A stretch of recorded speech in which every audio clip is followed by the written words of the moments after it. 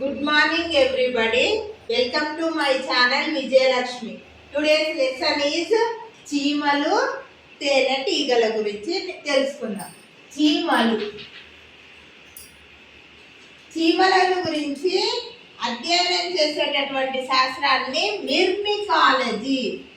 Myrmecology అని అంటారు. చీమలను గురించి అధ్యయనం చేసేటటువంటి శాస్త్రాన్ని మిర్మికాలజీ అని అంటారు. ఈ చీమలు అనేటువంటివి సంఘజీవులు, శ్రమజీవులకు ఉదాహరణగా చెప్పవచ్చు. చీమలు ఏం చేస్తాయంటే చీమలలో 3 రకాలు ఉంటాయి. ఒకటి రాణి చీమలు,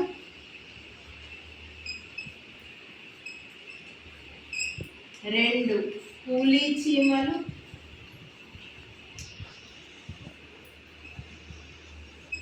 3 మగ చీమలు.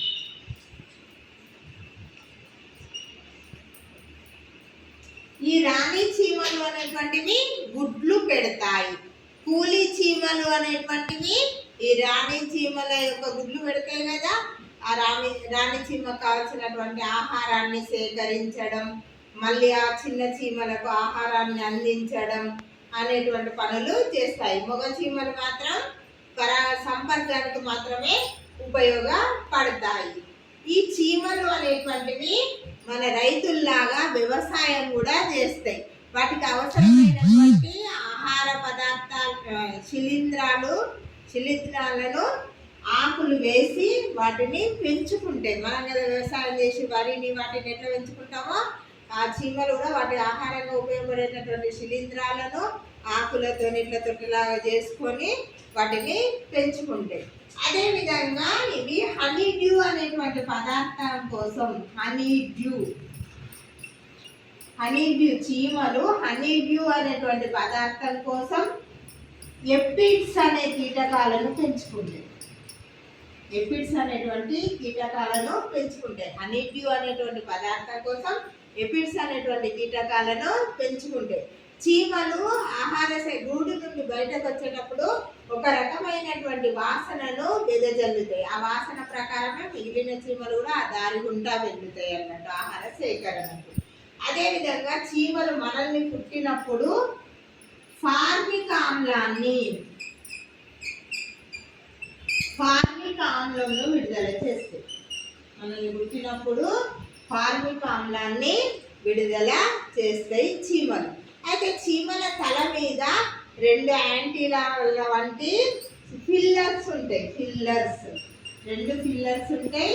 అవి ఆహారాన్ని గుర్తించడానికి, సేకరించడానికి ఉపయోగపడతాయి. ఇది చీమలు.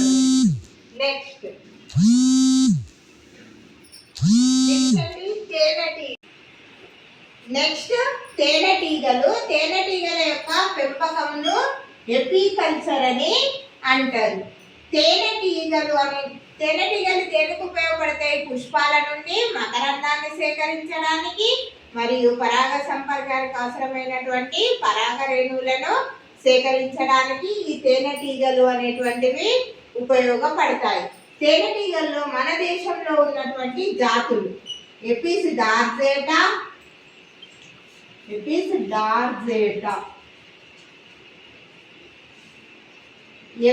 మెలిఫెరా,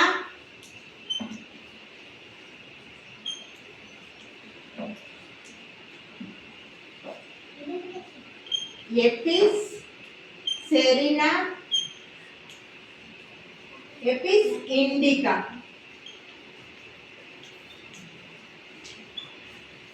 అయితే ఈ ఎపిస్ సెరినా అనేటువంటి జాతి సంవత్సరంలో 3 నుండి 9 కేజీల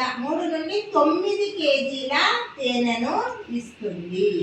ఈ ఎపిస్ సెరినా అనేటువంటి తేనెను ఇస్తుంది. ఎపిస్ మెలిఫెరా అనేటువంటిది సంవత్సరం నుండి 25 నుండి 50 కేజీల తేనెను ఇస్తుంది. ఎపిస్ మెలిఫెరా 25 నుండి 50 కేజీలు, ఎపిస్ సెరినా అనేటువంటిది 3 నుండి 9 కేజీల తేనెను ఇస్తుంది. 4000 సంవత్సరాల క్రితం నుండే ఈజిప్టు, గ్రీకు దేశాలలో ఈ తేనెటీగల పెంపకం అనేటువంటిది జరిగింది. 4000 సంవత్సరాల క్రితం నుంచే ఈజిప్టు గ్రీకు దేశాలలో ఈ తేనెటీగల పెంపకం అనేటువంటిది జరిగింది. 19వ శతాబ్దం నుండి తేనెటీగల పెంపకం అనేటువంటిది వాణిజ్య పరిశ్రమగా ఎదిగింది. 19వ శతాబ్దం నుండి.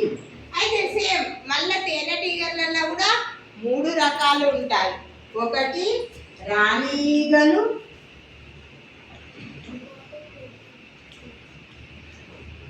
కూలి ఈగలు,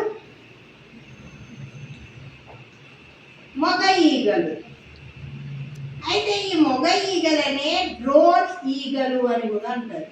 మగ ఈగలను డ్రోన్ ఈగలు అని కూడా అంటారు. అయితే ఈ రాణి ఈగల పని ఏంది? కేవలం గుడ్లు పెట్టడమే ఈ రాణి ఈగల పని. అయితే ఈ రాణి ఈగలు అనేటువంటివి 2 నుండి 3 సంవత్సరాలు జీవిస్తాయి.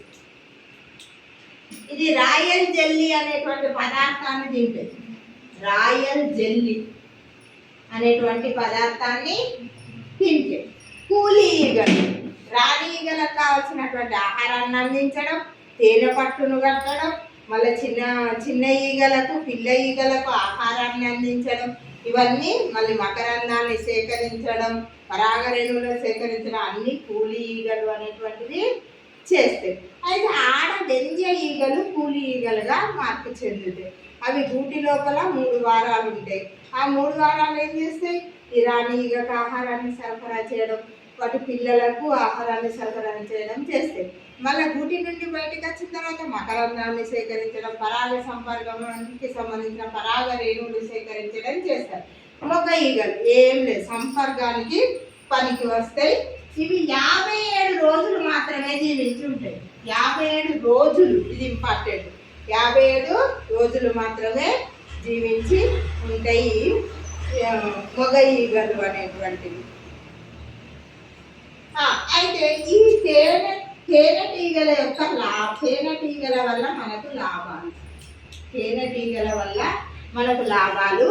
కూలి ఈగలు స్రవించేటటువంటి మైనం ఉంటుంది కదా, వాటిని గోళ్ళ పాలిష్లకు, ఇంకా ఏదైనా అలంకరణ సామాగ్రి తయారు చేయడానికి, మళ్ళీ క్యాండిల్స్ తయారు చేయడానికి ఈ కూలి ఈగలు స్రవించే మైనం అనేటువంటిది ఉపయోగపడుతుంది.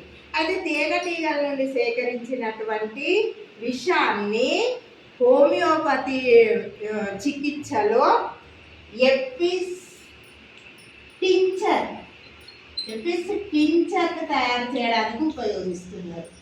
అదేవిధంగా మళ్ళీ తేనెటీగల నుంచి ఈ కూలి ఈగల యొక్క నుండి సేకరించినటువంటి విషాన్ని కీళ్ళ నొప్పులకు కూడా వాడుతున్నారు. నా వీడియో నచ్చినట్లయితే లైక్ చేయండి, షేర్ చేయండి, నా ఛానల్ని సబ్స్క్రైబ్ చేసుకోండి. Thank you.